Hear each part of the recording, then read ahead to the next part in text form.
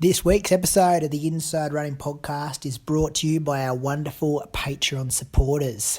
Join them at patreon.com/Inside Running Podcast. There's plenty of bonus content over there, and you get the show early. You get the show to your inbox every Monday evening, so nearly 2 days before it goes out to the public. You also get the uncut version of the show, so sometimes we have to make edits to the episodes. Whereas this version of the show goes out fresh off the recording. There's over 120 bonus episodes over on patreon.com. That includes the Road to Nowhere series with Joel, Ali Pashley and Nick Earl. That includes Road to New York Marathon with Sinead and Ali and Moose.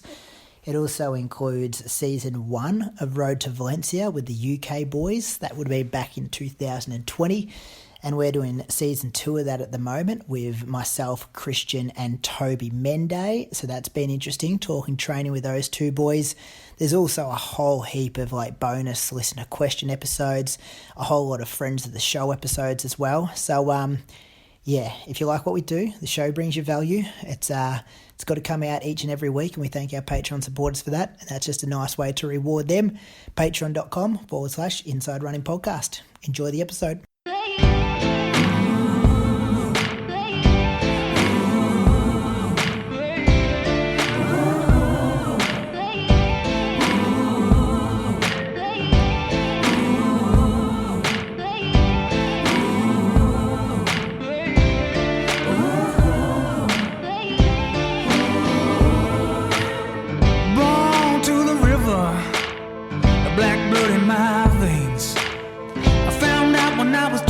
That your skin can bring you so much pain. Now I hear you say you got the best of both ways. Won't you come and take a walk in my shoes and tell me if you take my place? Under cover of my skin, I've heard all your names. If it's all the same, I'll keep on walking. Under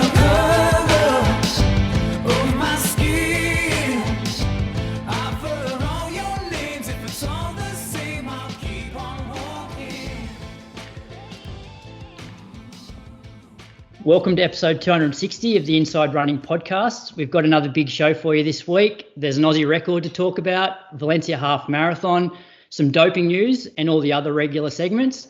Plus we have another big name in Australian distance running to replace Brady. But firstly, to my co-host, Julian Spence, the man who represented Australia at the 2019 World Championships, where he finished 39th in the marathon. Welcome, Moose. How are you going? Thanks, mate. That's a step up. I like that. Happy with that. I didn't want you to walk out. The problem with this is that it just goes downhill from here. So you can't do that every week. It's just going to get worse and worse. No, and the problem is the caliber of guest hosts that we've got on. It doesn't matter what I say about you. It's going to look pretty ordinary once I introduce our guest host. That's true. Yep. So what's news with you anyway, Moose? I'm a bit dusty. I'm going to be the second dusty host tonight. Yeah, I had a wedding on the weekend and I just do not pull up like I used to. Getting old. It's just 2 days worth of feeling bad now. Even just getting to bed late nailed me. But yes, I got it through it though, got a long run in, so we can talk about that later. All right, well, we'll introduce the guest host.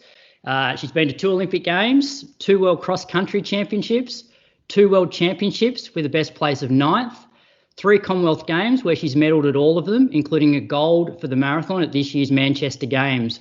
Welcome back to the Inside Running Podcast, Jess Stenson. Thanks, Brad. It was actually in Birmingham, but other than that, you nailed it. Oh, fuck. What did you say? I said Manchester, but it was Birmingham.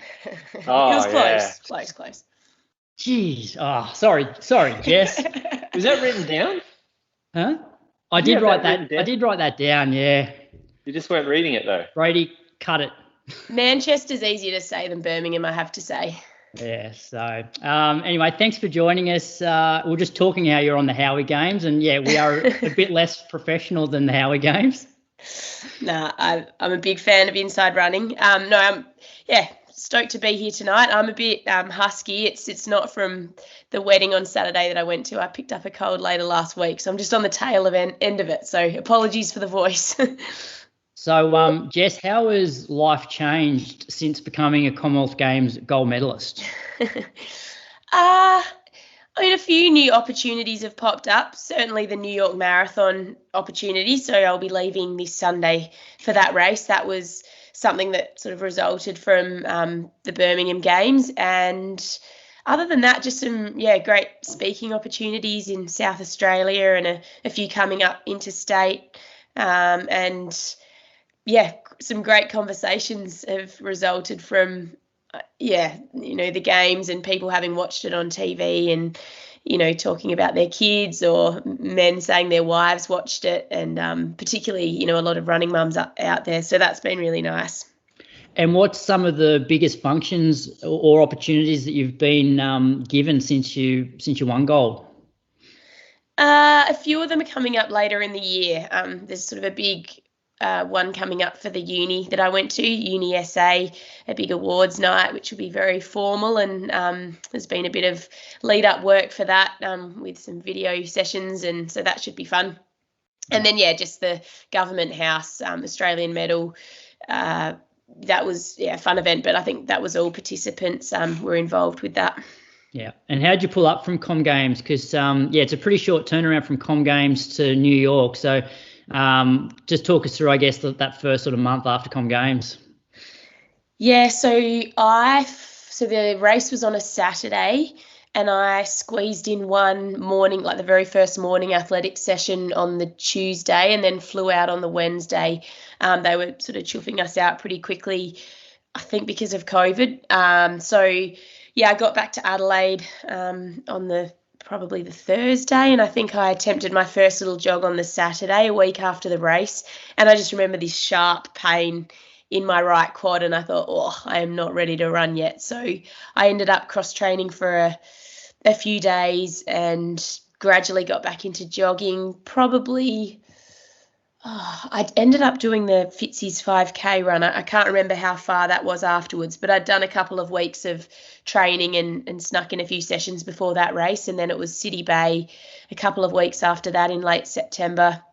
And then the Melbourne Half, another couple of weeks after that. So, there's been sort of a couple of weeks of training and then a race. And then since Melbourne Marathon, there's been a good block of training. And fortunately, my body's been pretty good, so I've been able to get a full, the planned prep in that Adam had set for me. Yeah, and the opportunity to run New York, how did that sort of come about? Yeah, well, I didn't want to think beyond the Birmingham Games, so when I returned and sort of thought, I wonder if there are any race opportunities later this year, and touch base with my agent from Posso Sports, Derek Frood, and he sort of came back with a couple of possible options, and I said, well, I'd be interested to investigate this further, and New York was one of those ones, so there was a bit of back and forth, and there wasn't sort of a big opportunity there, but there was the opportunity to at least get a start in the race. And so I thought, I've been wanting to do New York sort of my whole marathoning career of 10 years or so, and it can be quite hard to get into the elite field. So I ended up taking that opportunity, and my brother's also running it. That'll be his first ever marathon, and his wife's travelling over, so should be good. Yeah, and so as you said, you're heading off this weekend. So we're recording now on a Monday night, and it's pretty much 2 weeks to the day or the hour. Like you'll be almost getting out of bed ready to run this time in 2 weeks. So do you want to take us through your training week for last week, which would be, I guess, between 3 weeks out and 2 weeks out?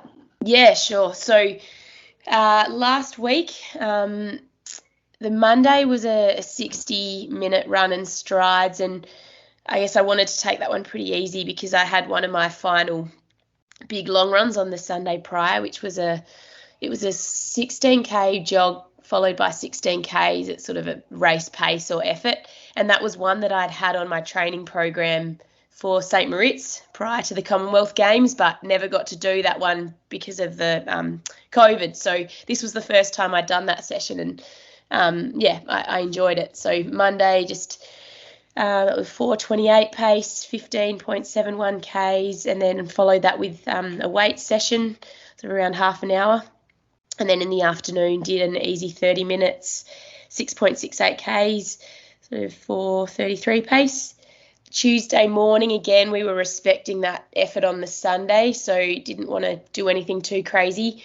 Warmed up 4.8 Ks, did a 20-minute steady run, sort of around 3:40 to 3:45 pace was what Adam said. I did it with Kane Corns, who's also preparing for New York, and we hit 3:40, 3:40, 35, 33, 38 for that 20-minute steady, had 3 minutes recovery, and then did 6x400 on-off. So that was 4.8 Ks total for that portion. And I think we were hitting around 77 seconds, or between 75 and 79 for the ons, and then 3:15. No, that's not right. I'm not sure what the off pace was. It would have been 86-ish or something. It ended up averaging out at 3:27 pace, and then a cool down of about 4.5 Ks.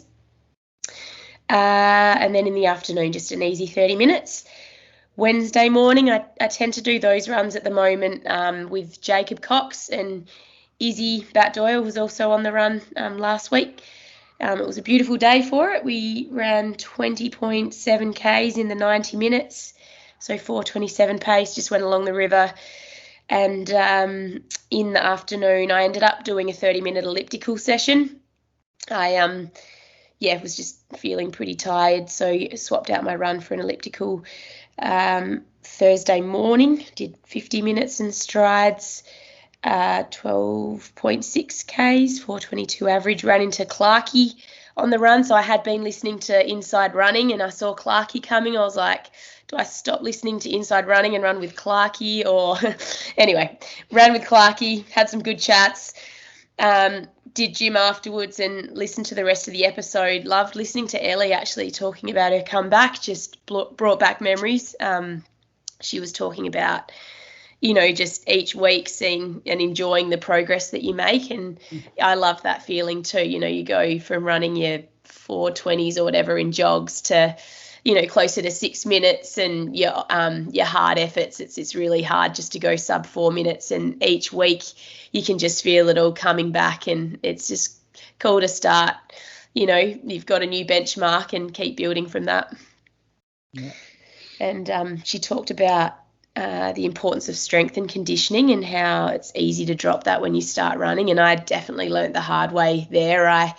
Logistically, when you've got a baby, it's a lot harder to get any training done. So once you're back running, you think, okay, I'll drop the strength work and just prioritize running. But I did find that a bit of a string of injuries followed once I dropped the gym. So I really try to keep that as a consistent in my week now.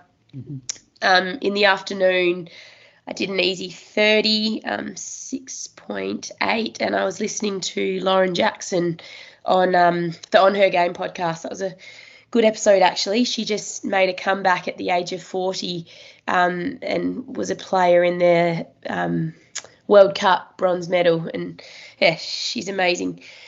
Started feeling sore throat Thursday night. Friday morning, called Adam, and he said, nah, scrap the session, just rest today. So I went out and just went for a walk while the others trained. It was meant to be a 3x5K session, which I love that session, so it was a bit disappointing to miss it. But I think it was the best option, because I ended up getting quite wheezy that night, during the night, and a bit of like a croup cough. So on Saturday, just decided to take it easy as well. We did have a wedding, so I just had to sort of lie low a bit at the wedding. And on Sunday, woke up feeling really good, and did my 2 hours, just relaxed. It was meant to be 2 hours with some pickup efforts, but we dropped the pickups. Did 27.9 Ks, so 4:21 average, and that was with the big group. And yeah, now I'm feeling fine. I just have a bad voice. Good week. Got any questions for Jess Moose? I got a couple. First one about the gym. Do you go to a specific gym with a trainer who looks over your stuff, or do you just wing it at home, or how does that look? Yeah, so I have access to the South Australian Sports Institute, but it's a fair distance from home, so I tend to go out there once probably every 6 weeks and catch up with the strength and conditioning coach there. He sets my program and just puts it on like a team builder app. So when I catch up with him in person, we go through any exercises that I haven't heard or seen before, and then I go to a different gym to actually do my program, and they've got a creche at the gym, so it works out. Billy goes to the creche while I do my gym routine. Yeah, that's good. Do you still test for COVID? Because it sounded COVID-y. What was going on?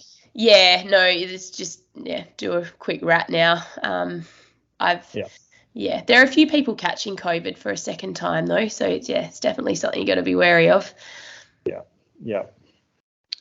Jess, how would you compare your shape, 2 weeks out from New York compared to 2 weeks out from Birmingham, or 2 weeks out from Perth? Yeah, they were all very unique preps. I mean, Perth, I wasn't running as much as I have been recently. I was, balancing a lot more cross training and running because of the injury that I'd had. But I would say that the sessions I'm doing are of better quality than before Perth.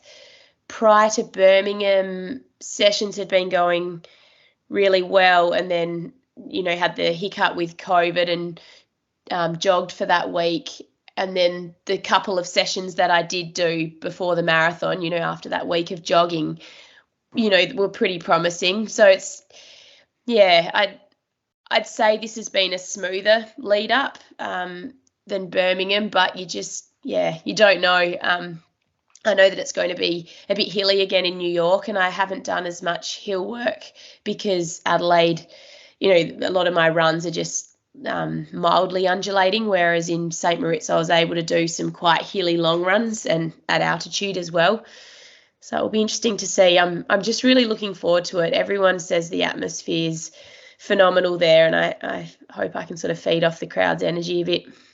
And goals for New York? Have you as you said, it's a hillier course, but I think with your recent shape, there's no reason you couldn't PB at New York. And is there anybody you've had a look at the start list that you'd like to knock off? Well, the start list, I mean, it's a really deep field, particularly with the American girls. I mean, there aren't too many who aren't in it. You've got Sarah Hall, Desi. I mean, if I say who isn't in it, that's probably easier, because you've even got Kira D'Amato is in it now. Yeah. So Molly Saito and M. Sisson are probably the only sort of two big names that I think aren't in it. And then, some really strong African runners, a few on debut, and then Elsie as well from Australia, and then Jess Piasecki from the UK. So Lindsay Flanagan, she's you helped to pace her on the Gold Coast, and she ran 2:23 high, didn't she, that day?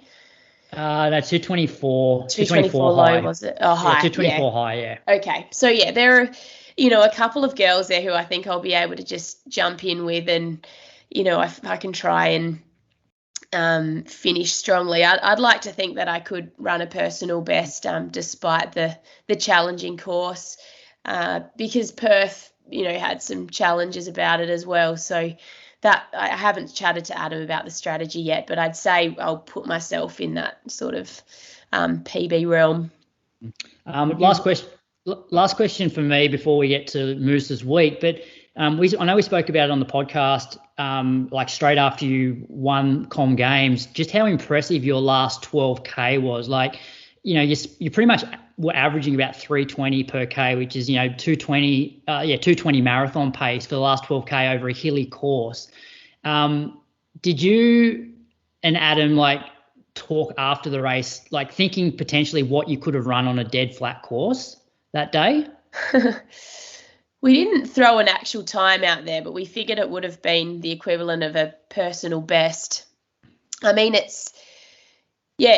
think my previous experience enabled me to do that. I really learned from some mistakes in 2018 when I just didn't back my my closing speed in the games, and so I decided to start pushing the pace from 10Ks, whereas here I was able to just feel so relaxed for particularly the first 15Ks. It felt very comfortable, and then fatigue started building it around the halfway mark, but I was able to go in, to the final 12Ks really feeling like I was ready to attack, and that was quite unique. A lot of races I'd been impatient and hadn't allowed myself to feel that way in the final stages. Yeah. Moose, any more questions, or you want to talk us through your week? How many times have you watched New York, like old YouTube videos and stuff lately? The race replays? I haven't. I need to do that. So I've seen the course and, had a look at the elevation profile, but that's a good idea just to get a feel for the atmosphere as well and get my bearings. So because a lot of races I've done, there hasn't been the opportunity to watch the race replays. I sort of haven't added that into my preparation plan, but it's a good idea to do that, I think. Yeah, because you don't want to get caught up in the bunting like Sinead and Ellie did. Yeah, that was so funny. We were only having a chat about that when we caught up a few weeks ago. So good. There's some good old races on there. Like Paula Radcliffe. Which year should I watch? Whatever Paula Radcliffe ran she ran quick. I can't remember what it was. 2:21 maybe. Okay. I'm going to say like 2011 or 10 maybe. So, a couple of years before the London Olympics. Yeah, I reckon you'd have to go back. It seems on like YouTube. It seems like New York's one of those courses where you probably need to be even more patient than you would for other courses, just looking how brutal that last 5-6K is. But probably one of the hardest marathons to be patient in because of the atmosphere. Yeah. Everyone just says you just get so excited and go hard, but it'll be interesting to see what the pack does. I feel like championship races have been a bit more aggressive recently. We'll see. I don't think it'll be. Sorry, not championship, majors, I should say, and championships have been too. But all right, Moose, talk us through your week. Well, my week was pretty good actually. I had like an 84K week, so my biggest week in ages. I'll just be 1 sec. Sorry, Brad. 1 second. All right. Thank you. I just had to give Pia a good night kiss before we went to bed. Can't miss that. They're the best. They are when she's happy. Yeah, so I got out on the Monday. I had a big Sunday, so I had a little bit of soreness going on. In the knee. That's when we recorded last week. I sort of mentioned that it was borderline whether I should have a proper rest or not. But I got out and jogged, and I thought I can it if it's no good. So, I did just get out 9K in the end, and it felt fine. Same with Tuesday, just 10 and a bit, real similar sort of run. And then on Wednesday, I went down to Aries, started and finished at Ali's house. She was just jogging. I was doing my workout. So we went on a loop that's relatively new for us, like to do workouts on. It's what's a loop? Maybe like 1.2K or something. Looks a bit industrial estate. It's like it comes along the Great Ocean Road for a bit.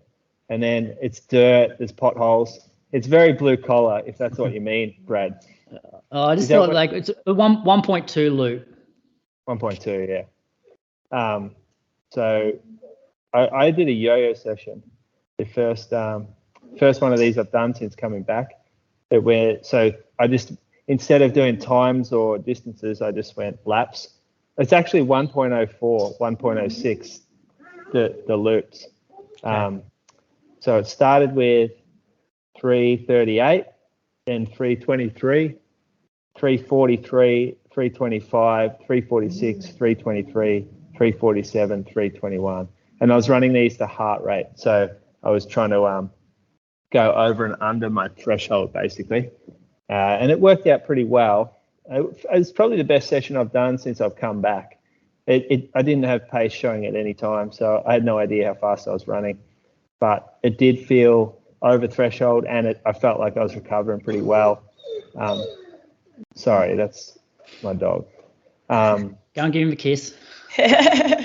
No, I don't know what's going on.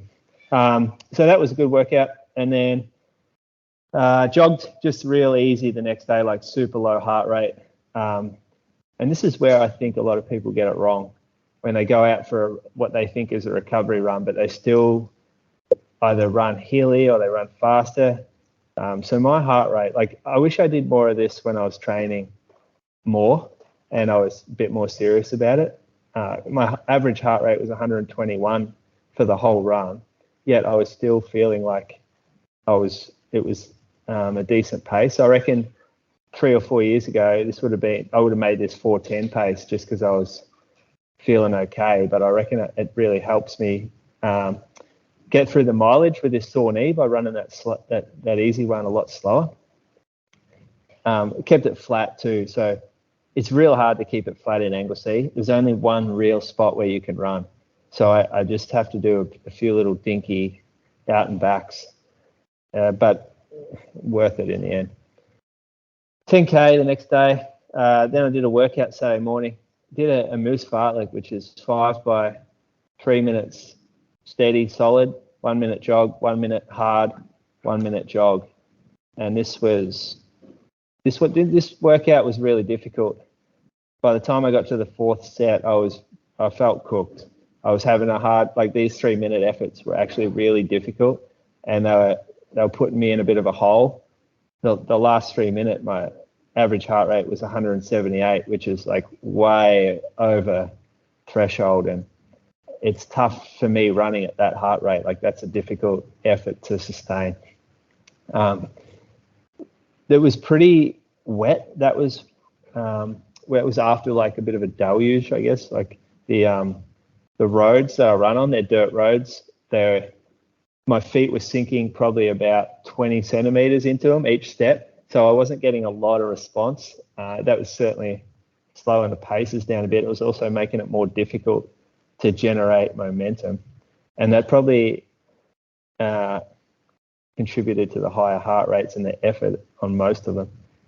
But in the end, I got through, 8.32K in the 30 minutes, but really tough back end of that race. You also picked it up a bit, Moose. Like the first few reps, you're running more that 310 to 315 range, and then you've gone like 259, 307, and then back to 316.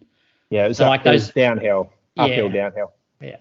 Yeah. So with your heart rate, do you sort of give it a minute before you check it? Like how long do you think it takes your heart to sort of respond to the pace and settle into a rhythm? I wasn't looking at it on these reps. Okay. I was just running to feel which was going to be like steady and solid.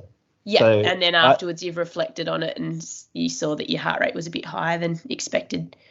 Yeah, so in the Coros I've got, I set this up as a workout, and when I get into the recovery minute, it changes the watch screen and I can see my heart rate. And so immediately after the rep ends, I can see where my heart rate's at because it hasn't dropped. Okay. Yeah. And I'm like, well, yeah, it feels nice to see a heart rate that high because it knows, like I had a feeling I was being soft out there and just not really, it was all feeling a bit too hard, and I thought maybe it was in my head. But then when you see the heart rate, you're like, okay, this is actually difficult. And I did ruin this workout on the second hard minute. It was like a full uphill hill sprint basically. In my head, I like something just triggered me, and I'm like, oh, you're not running hard enough. Like you're not treating these workouts as if they're workouts. And even within the first rep in my head, I was thinking, how long till I get to a point where mentally it's not hard anymore? So how many reps are left? 4. Oh, okay, I've only got to do this 4 times. And I don't think that's a very productive way to be thinking in a workout. when in the first rep you're already counting down. I've never really had that, but I seem to be getting that a lot lately. And I think it comes down to the motivation to hurt in workouts and to actually do the hard work. So yeah, I've got to try to get out of that a bit. Well, your gap for this one was 2:45 for that. So it was 3:03 pace, but up the hill a gap of 2:45, which is, it's not always that accurate, but your gap for the other 1 minute was like that other one was like 3:10. Yeah. And then there was a gap of 2:39. Oh, 2:39, yeah. Up a hill as well. So 2:58 pace up the hill, gap of 2:39. Yeah. So, yeah. This is like, when you look back now in hindsight, no wonder the last couple of sets were really difficult, because I've fully cooked it. And also because you're not running that much mileage, and you're just getting back into it, I reckon there's less room for error on these sessions. Whereas like when you're fit and strong, you can maybe overcook one rep and still recover and get through the session really well. But that doesn't happen when you're building fitness. No, you fall off the cliff really fast. That's what happened. I remember it was 90 seconds into that fourth 3 minute where I'm like, oh boy, I don't think I've got 90 seconds left in me. And I slowed down probably 5-10 seconds a K for that last bit, and I was hurting. And if your feet were sinking as well, like, you never feel good in that situation. In the mud. And yeah, it was kind of rutted out. However, the first rep, my mind wasn't in the right spot, and I think I've got to work on that. Like, that's something that I've got to start changing. I've got to start like having a different mental approach to workouts, where it's not just get it done. I'm not enjoying it. I've got to maybe start doing workouts that actually excite me a little more, or that I enjoy for this period where I'm not that motivated before the races start coming up again. That's because you can't just get motivated.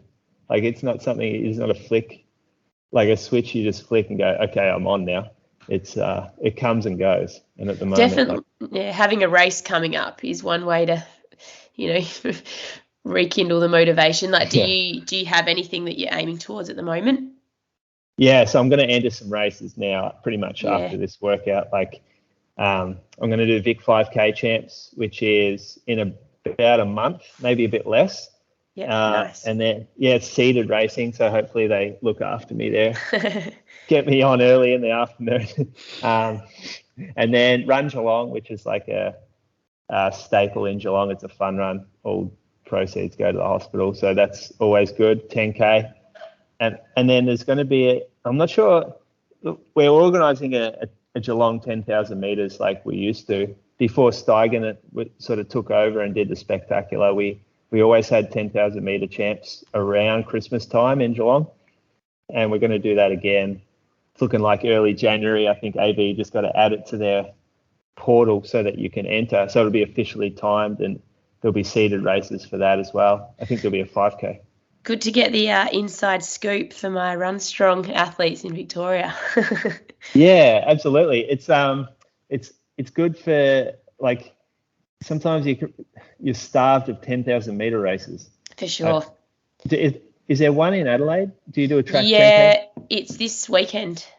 Oh, right. Okay. And is it pretty well attended, or is it like? Oh, not usually. I mean, I think this year Jacob Cox is going to do it, but a lot of my squad are going to the Noosa Bolt.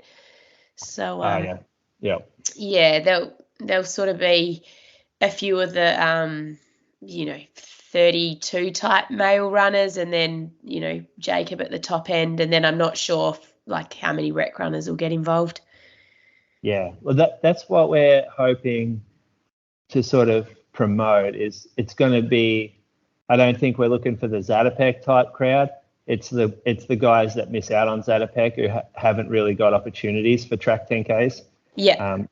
That could be like 29.5 for the front race, and then just seeded back until we get however many we get. There'll be one that will be just maybe like infinite time, the first race on the program.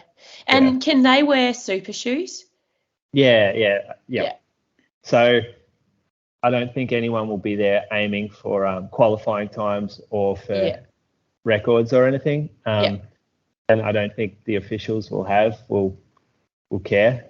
The race organisers won't. Maybe if someone's there, like occasionally we get junior runners looking to get qualifying times, like we used to in this event. So they might have to put on their spikes, but no one else. I think that was just so much overkill when they started bringing those rules in. Just like I get it at Zatopek. I think they're just working it out now, where it's not good to apply that to the public. Yeah. Anyway, onto the next. Oh, that was the wedding morning. So went to the wedding. Matt Gunther, Geelong runner, captain of the Geelong cross country team. He got married that afternoon at a lovely wedding evening out at a winery on the Ballerine Peninsula. So it was a big evening. Got home pretty late. Got to say thanks to Ali's parents, Curls and Pauline drove us home, Bree and I, all the way back to. Was Ellie best on? No, she was average actually. I think she's missing the practice. She had to leave the wedding to go and feed Tiggy like midnight because she wasn't taking the bottle. So that's tough. She went AWOL. No, it was very fun though. Real good evening. Not a lot of runners there, a lot of cricket players. And I've got to say, there's nothing more unathletic than a bunch of retired cricketers. You couldn't even tell that these were high level cricketers, but not like they look like gamers really. If you got retired runners in the one wedding, you would be like, oh yeah, there's still athletes here, or but not the cricketing community. Probably not wise to go drink for drink with them either, Moose. No, I know. They can probably knock back a few, I reckon. That's a good point.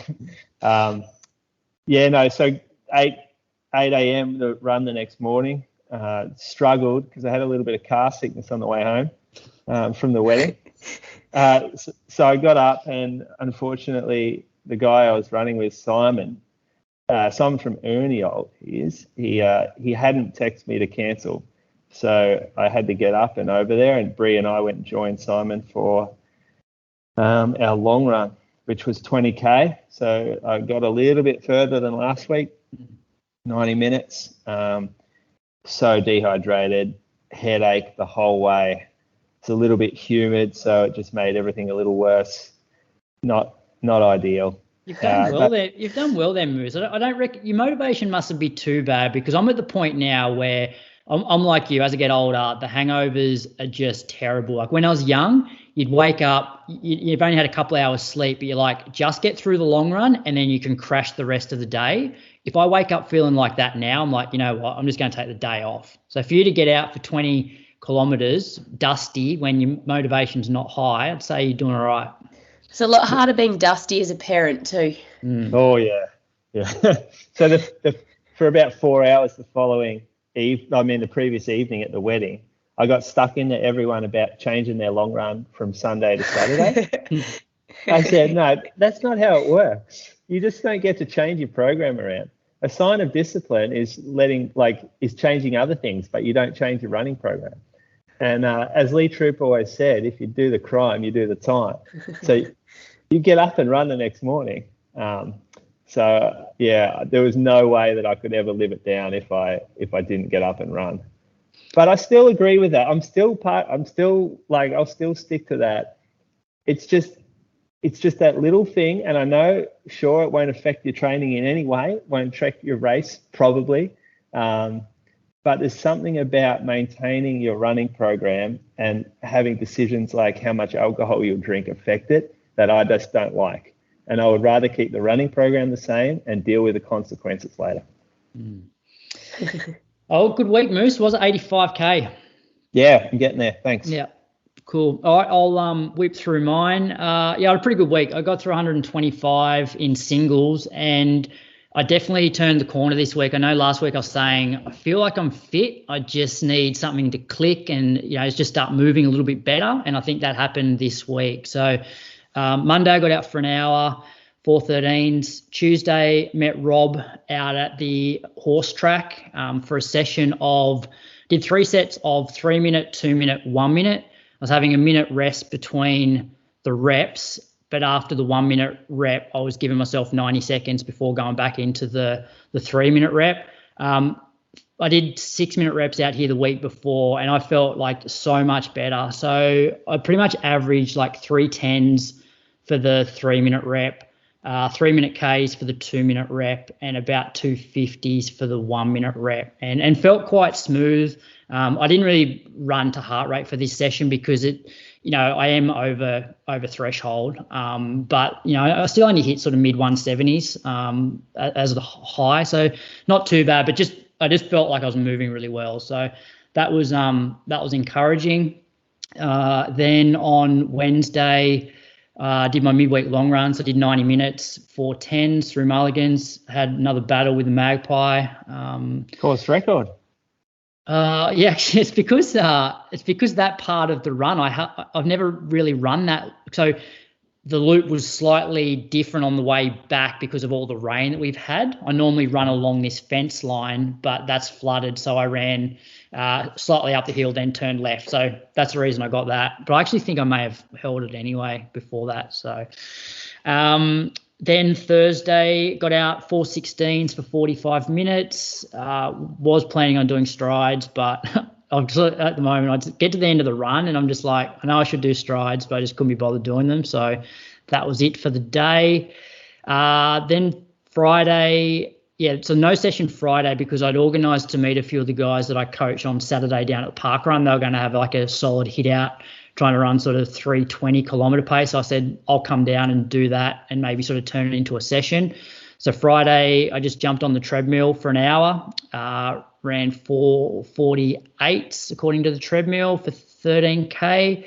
Then Saturday, it was one of those mornings where it was pissing down rain. And if I wasn't meeting people for this park run, it would have been a treadmill session day for sure. But got up, headed down there.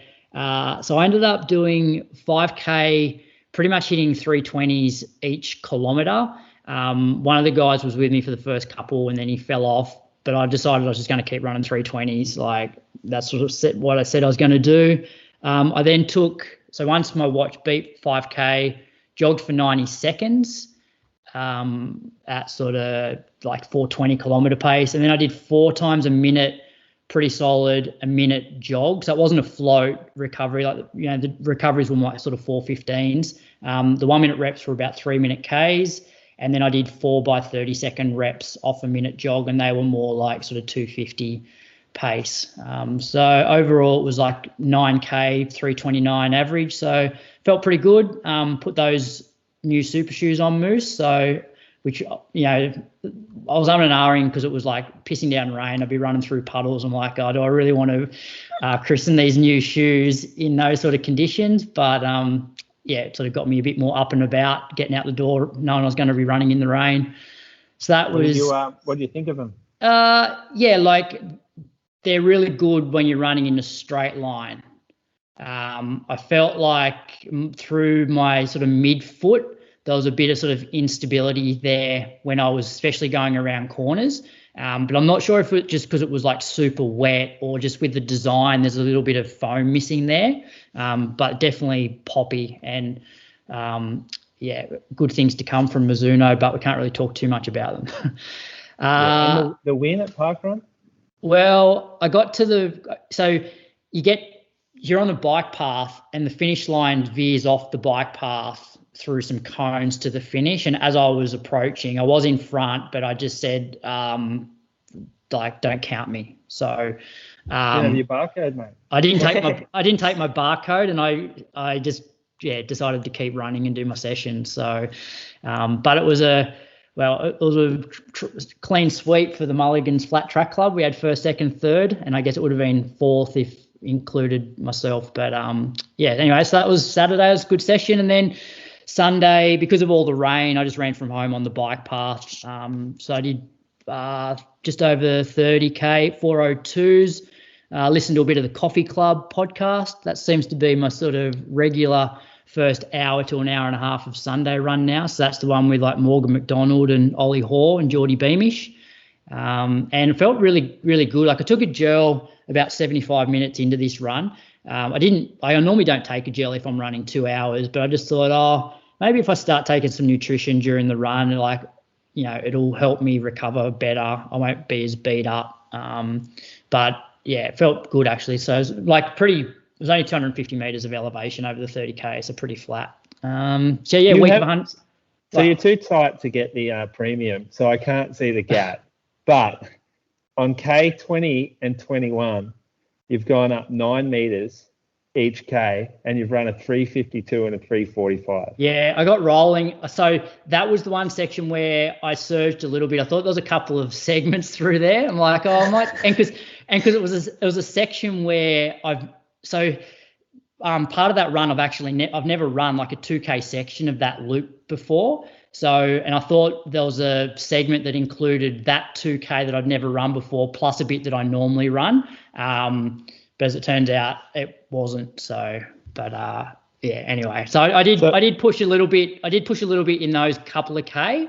But in a way, like I felt better after that than dialing it back to like 4-minute K pace. Well, yeah. After having surged. You're in adrenaline mode. Yeah. Yeah. You're in segment hunting mode on long runs. Anyway, it was a good week. It was the best week I've had since I got sick. So I feel like I've sort of turned the corner a little bit. And when you have weeks like that, the motivation comes back a bit as well. Yeah, good. How many Ks? 125. Oh yeah, it's enough for an old boy. Well, it's good. Like I'm ticking the box of two decent sessions a week, 90 minutes midweek, 30K on a Sunday. Like it's, I don't need much more than that, especially given I don't have anything I'm training for at the moment. All right, Patreon shout-outs. Who wants to go first? I'm happy to take it. All right. So I've got Chris McTaggart, Keysborough, Victoria, PBs, so 5K 17:10, 10K 37:40, half marathon 83:58, and marathon 2:57. So yeah, I don't know what's the strongest one there. Yeah, I was thinking that. The half and marathon are pretty similar, so that's basically 84, double that, and add 9. Yeah. Maybe the 5K? Yeah, well, that's stronger than the 10. Well, the 10's probably the least strong, I reckon. Good job, Chris. He's this year's Gold Coast Marathon was his 100th. Wow. And he also did Comrades this year. Comrades. He's a Jim's Mowing franchisee servicing Glen Waverley North. Yeah. So he would know nice lawn. Good work, Chris. Thanks for your support. I reckon he'll get a buzz when he realises that the Commonwealth Games gold medalist has just given him a shout out. Yeah. Who you got? I got Ian Taylor. Ian is from Bishop, Auckland, in the UK. Bishop Auckland. Yeah, it's like a place in the UK, Bishop Auckland. Okay. So it's not Bishop in Auckland in the UK. No. The town is Bishop Auckland. Right, gotcha.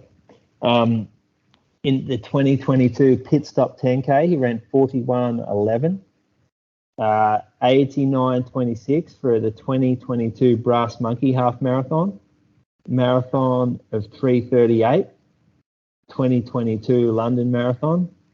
So it looks like a bit of a COVID startup runner, perhaps, Ian. Follows Brady and Croaks on Strava, but not Julian. Wow. Which one of these is his worst times, do you think? Thanks for your support, Ian. Cheers, Ian. He knows which runners to follow. So do you know what? This could be my moose on the loose for you, Croaks. Yeah. You have 3,212 followers.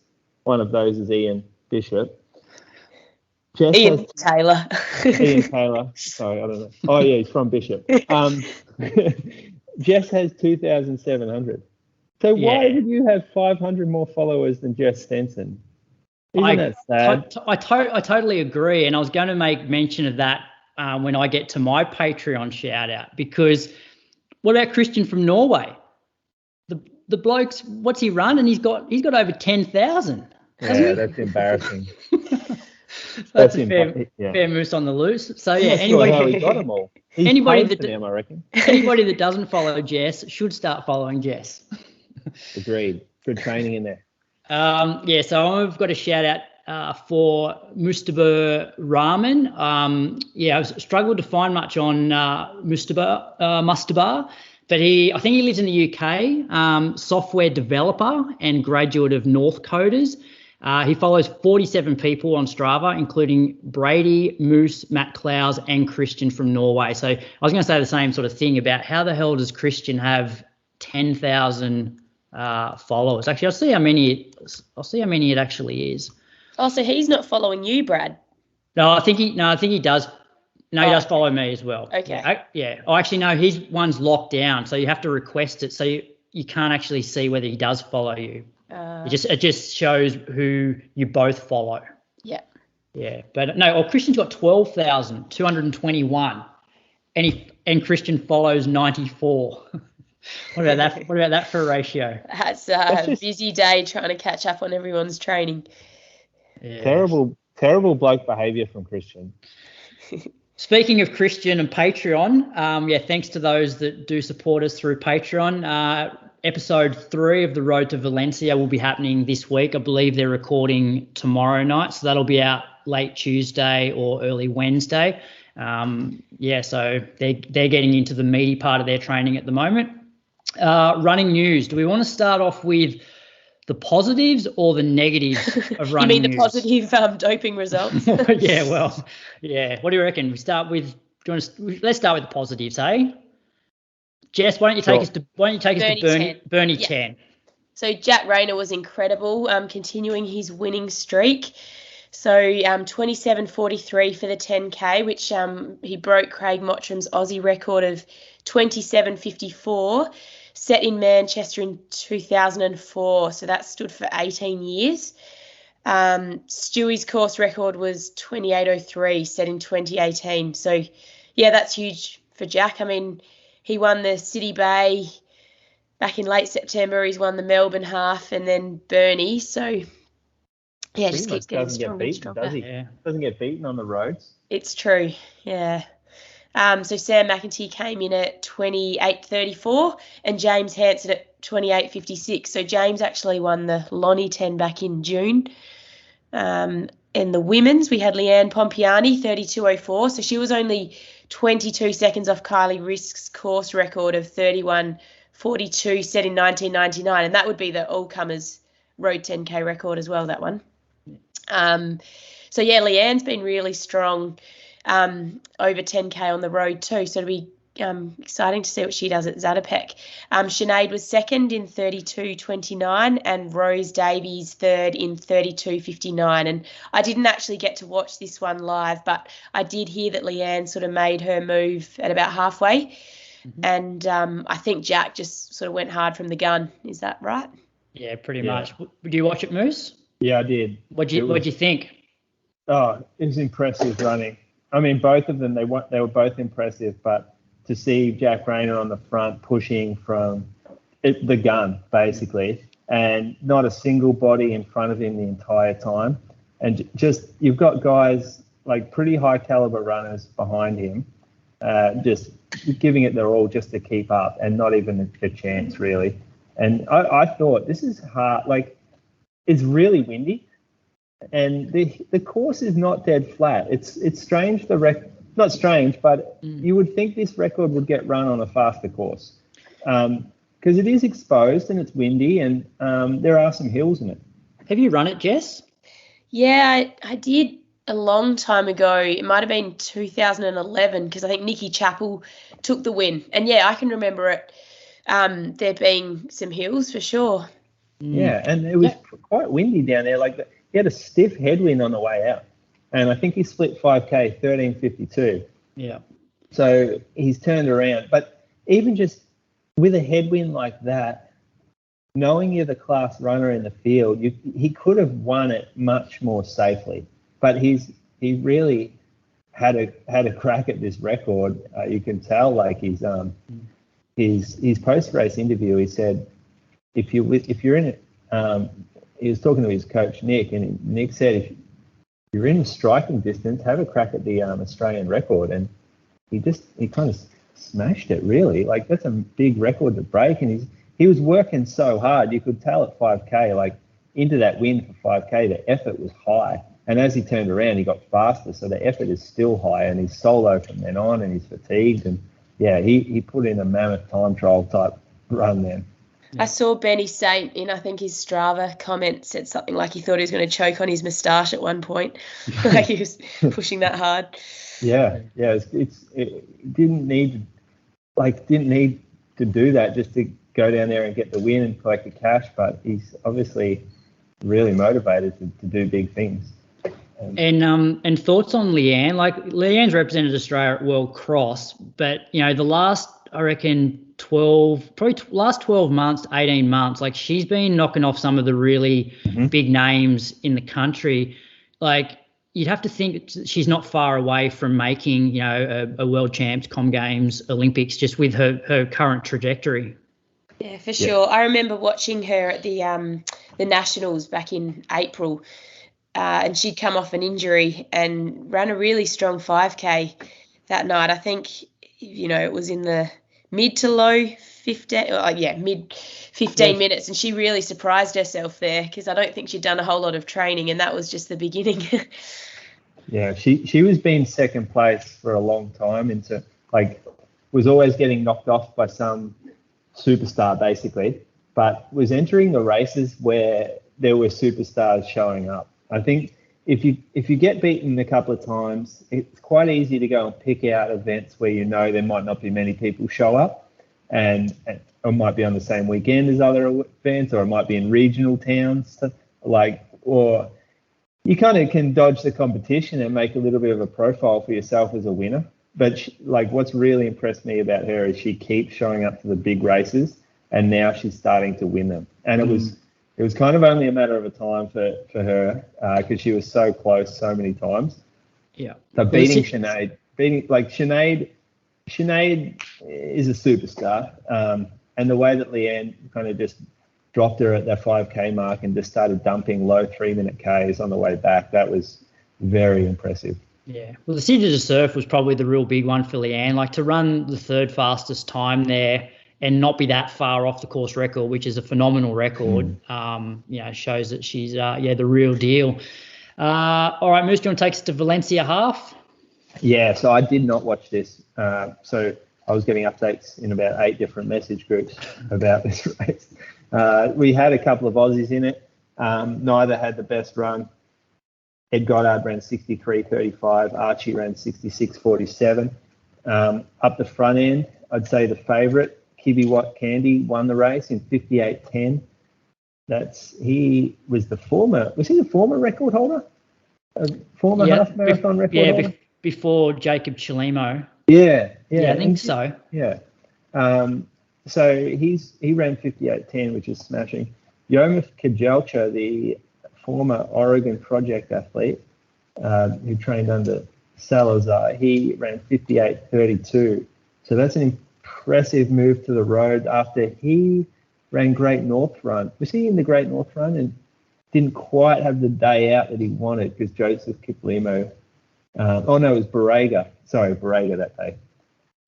When did we see Kajelcha on the road?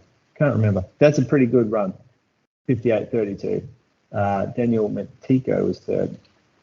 Ladies, big result here from the German Konstanze Klosterhalfen, who was also former Oregon Project athlete and now Union Athletic. Is it Union Athletic Club? Yeah.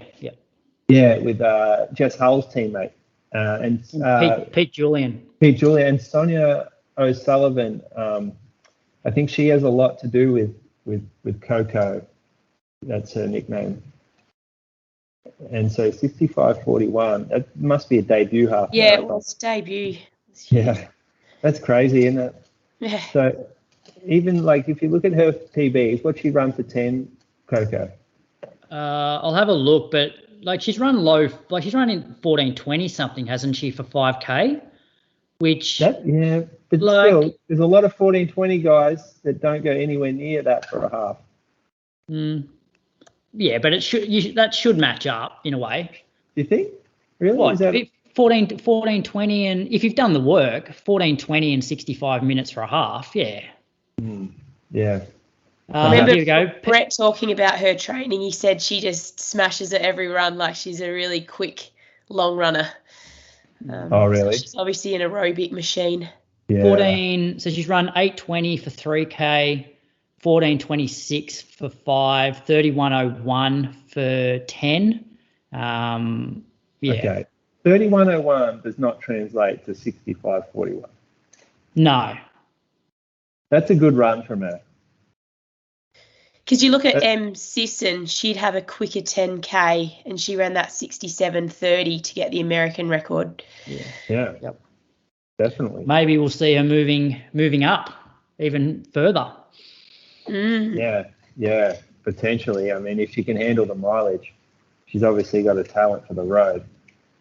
Who got second and third, Moose? A couple of Ethiopian girls came in second and third. Tiggy. Is that how Ellie spells Siggy? It might be Siggy, it might be silent T. Siggy, yeah, Siggy. Gebrselassie ran 65:46, and Hawi Faisa Gaya 66 flat. Very good. Close enough. Come on, that's close. I don't think they're listening. They won't get too upset.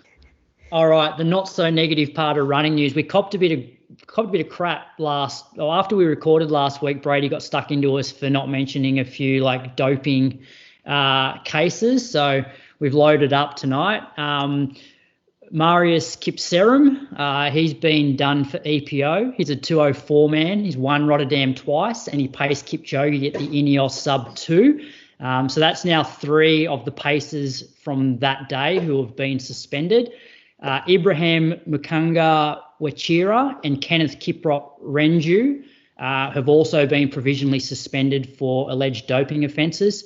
Renju became the national champion, so this is Kenya, over 10,000 metres in April, and also won half marathons in Prague and Lisbon and a 10K race in Lille this year. According to World Athletics, he's ranked 4th in the world for road running. He's run 58:35 for the half, and both of those athletes are done for anabolic steroids.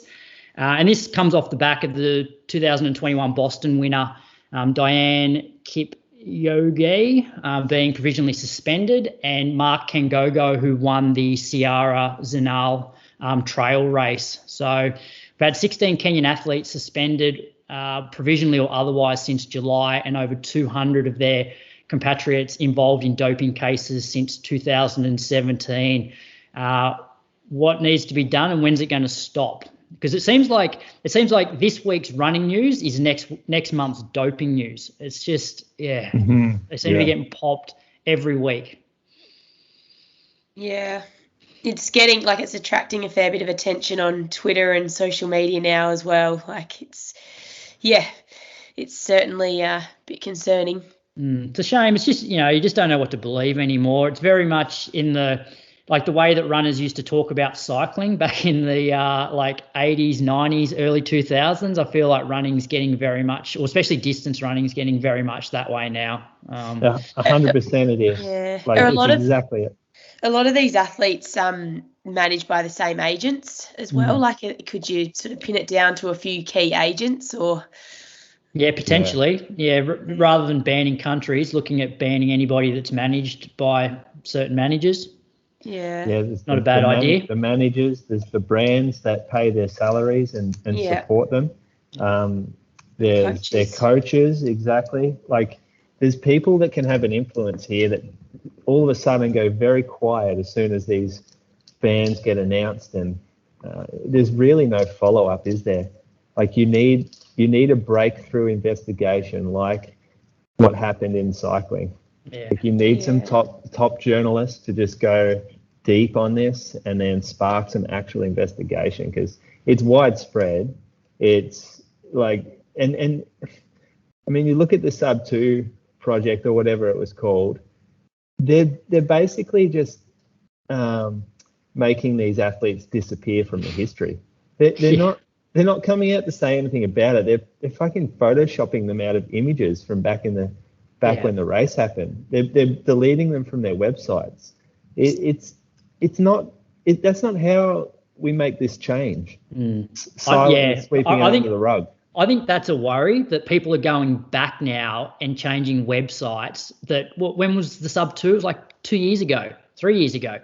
It's like changing the website. To me, it just means that there's more to it. I feel like it's going to get worse before it gets better. And I wouldn't be surprised if there is some massive bust. Like at the moment, Kip Serum, like he's a pretty big name. Like, you generally see him. He actually ran Sydney Marathon. Didn't have the best day. I think he finished 6th. But he's the guy's run. If you're winning Rotterdam twice, like you're a reasonably big name. So, now, is that the Rosa athlete? That was a Rosa athlete, Kip Serum? I'm not sure. I'm pretty sure it was. And so the 2 Kenyans, or maybe it was the 4 that came over, 4 athletes that came over from for the Melbourne Marathon. I believe they might have been Rosa athletes as well. Yeah. Yeah, I think they were, because I think Tim Crosby said that they were from Rosa's group. Yeah. So and I know there was multiple from that group that did get done. And yeah, it just seems pretty like the consistent variable is European, Italian managers. Yeah. What does Christian say on Road to Valencia? 70 or 80-year-old doctors? Yeah. Something like that. So yeah. Anyway, watch this space, because I'm sure there'll be more busts in the next week, month, year. So now we're going to move on to courses being short. Ailish McColgan, Moose, she had her 10K or British and European 10K taken from her. Yeah, unfortunate. Glasgow, she ran the Glasgow Great Scottish Run, which I kind of remember this happening at the time, because I thought, it's a good time even with the short course. So the course afterwards was found to be 150 metres short. Organisers said that it was due to human error. An area of the course was not laid out in line with the previously agreed plans. So basically, they've given someone a cone and said, put this over there, and he's gone to a different spot and put it in the wrong spot. Now, it's hard to control those ones unless you've got someone. I mean, really, there should be a forerunner on the course not a forerunner, but like a 4 driver where you can kind of sweep and make sure that it's in the right spot. Someone who knows the course. But yeah, didn't get through. So the record's now 30:19, which she ran at the Great Manchester Run. Yeah, that's the only positive to come from it, is that she had run 30:19 previously, so it's only a second difference. Which she did that at the Great Manchester Run in May. But the problem is they did in 2016 at the same event. Callum Hawkins' Scottish half marathon record of 60:22 was also ruled out after the course was found to be about 150 metres short as well. So they've got history. I guess that's why we see some of these races, they tend to be over the distance just to have a bit of a buffer when the, group come in and ratify the course. If a record's been run, you can ensure that it's the full distance. But I didn't realise she'd actually run a 30:19 and that she was only taking her own record. I thought it had been her mum's record for some reason.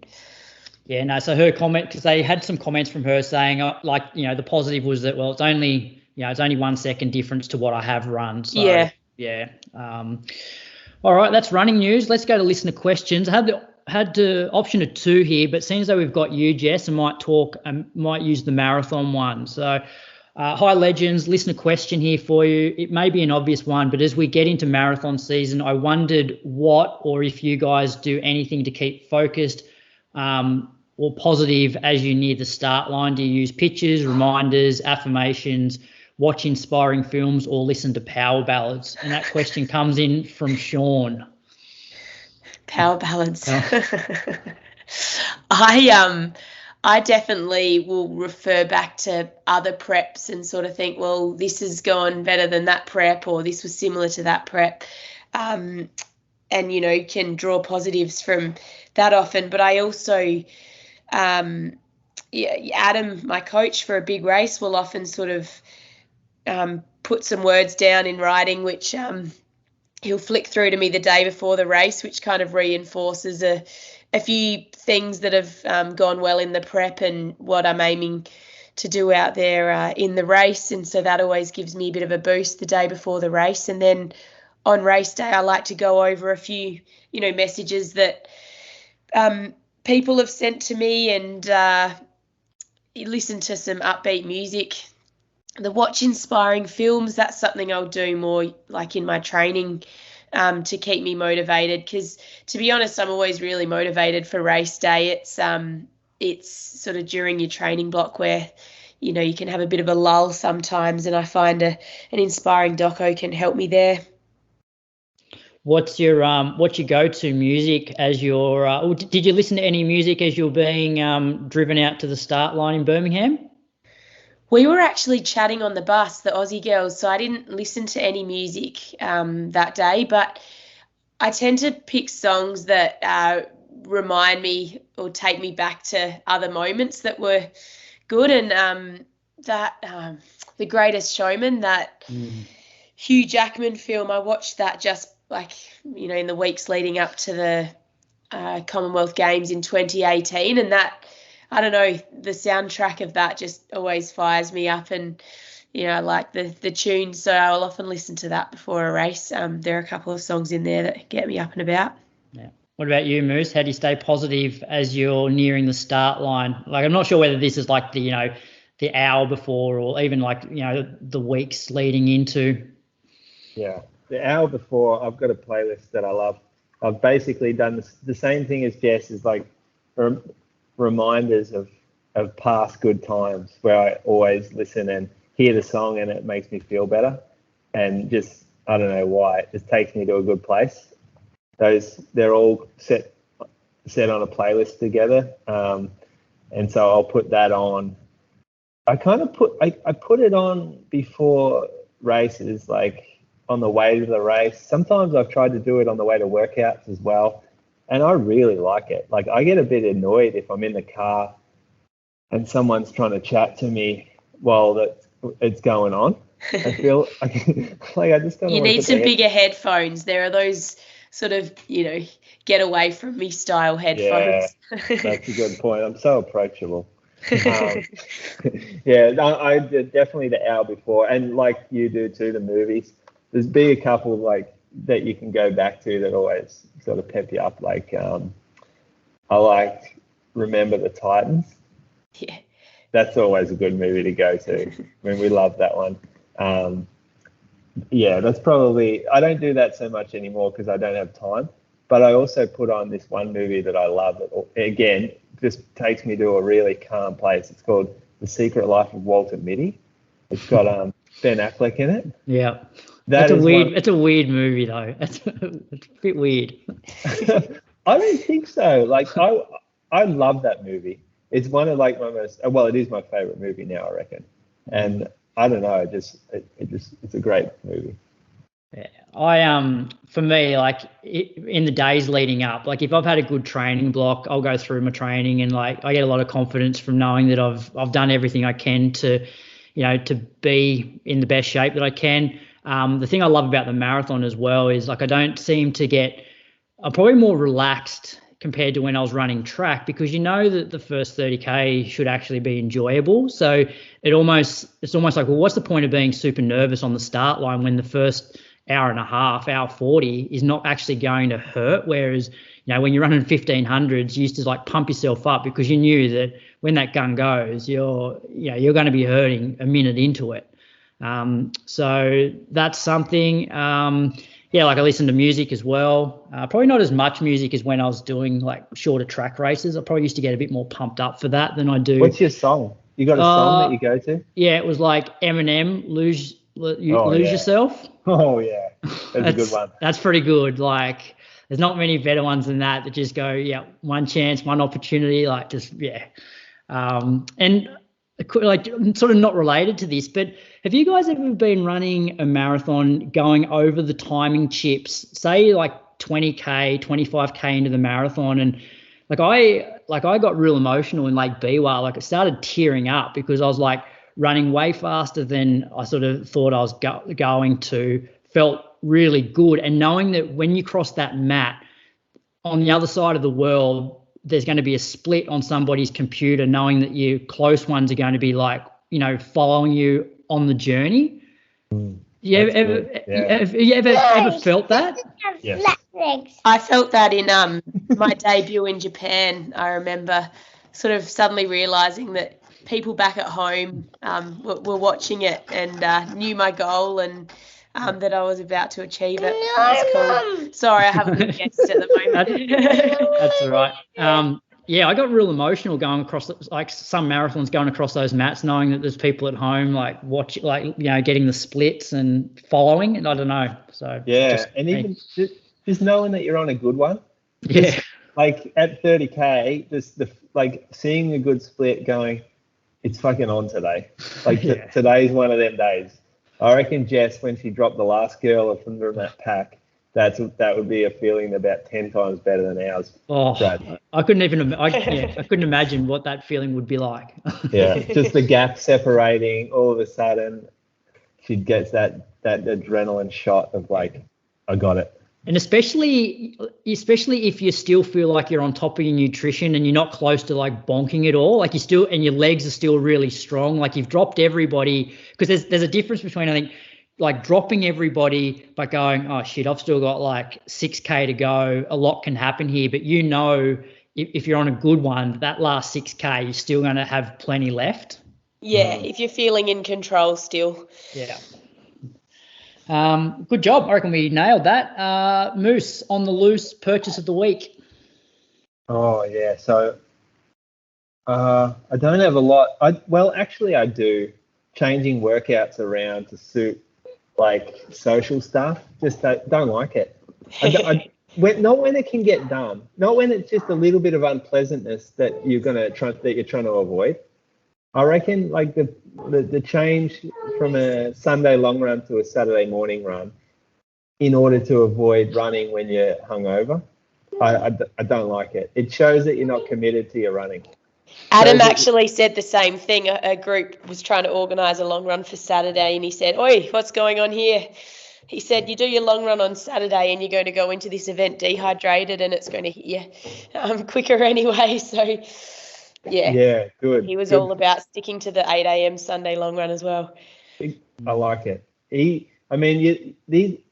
do so much to make our running right, and we shouldn't let something like that affect the program. And I know it's not like, it's just a symbol of being committed. It's not actually going to affect anything really, but it's a symbol, and it's like just this little act that you do where you feel like you're a bit more committed. Anyway, it's just my little thing that I get annoyed by. All right, I think that pretty much wraps up our show. Jess, you've got New York coming up. So when you fly out Sunday, are you going solo or is the family going with you? I'm going solo, so I fly out on Sunday morning and arrive in Washington, D.C. on Sunday night. I actually have a cousin who lives there, so she's pretty excited to have a visitor coming. So I'll spend 3 nights with her and then I'll catch the train into New York on Wednesday. Awesome. Well, good luck. I know Thank you. The country's behind you, and we're lucky enough to have you back on, I think, the week after New York, so we'll be able to recap your race then. Yeah, looking forward to it. What about you, Moose? What's coming up? I don't have anything this week. I'm just doing my same old thing. So I wish I was going to New York. Have fun. Yeah. Actually, the one thing I've always heard is New York road runners really go above and beyond, like looking after the athletes. With it, because this will be your first New York Roadrunner event, Jess? Yeah, for sure. My first marathon in the US. I've done one. I did the San Diego half in 2015, but I haven't raced much in the US at all. So yeah, I don't even really know Central Park. I've spent about 2 days in New York, back as a teenager. So it'll be hard just holding back from doing the touristy things in the lead up to the race. Yeah, and how long after? Like, when do you fly home? I'm actually flying home the following day. Dylan's got to take a bit of work off to look after Billy, and I'll lose 2 days in travel as it is coming back. So, yeah, just a quick trip this one, but hopefully get back there for a longer stay one day. Yeah, well, good luck. We'll be following you, and we'll do a recap in a couple of weeks. Domestically, we've got New South Wales 3K coming up this weekend, which is always a pretty good event. Noosa Bolt, which Jess made mention of earlier, and Road to Valencia episode 3 will be out tomorrow night or early Wednesday morning. So that's it. We'll chat again next week, Moose. Yes, thank you. Well hosted and great to have you, Jess, providing. Thank you.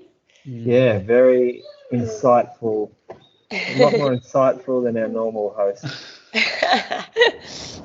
Yeah, but our normal host wouldn't have stuffed up the Birmingham bit at the start. Yeah. Thanks again, Jess. We'll chat when you get back from New York. Sounds great. Thanks, guys.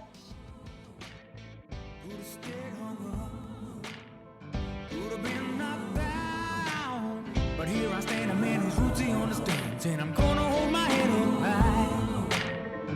I was taught as a young man, doesn't matter if you're white or black. Just show love to everyone you meet, doesn't matter if it don't come back. On the